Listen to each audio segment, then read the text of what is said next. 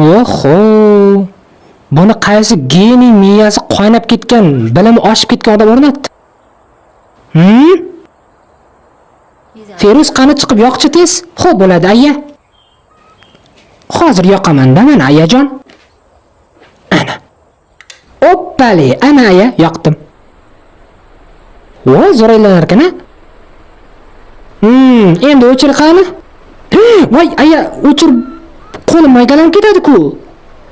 Aya, tush pastga.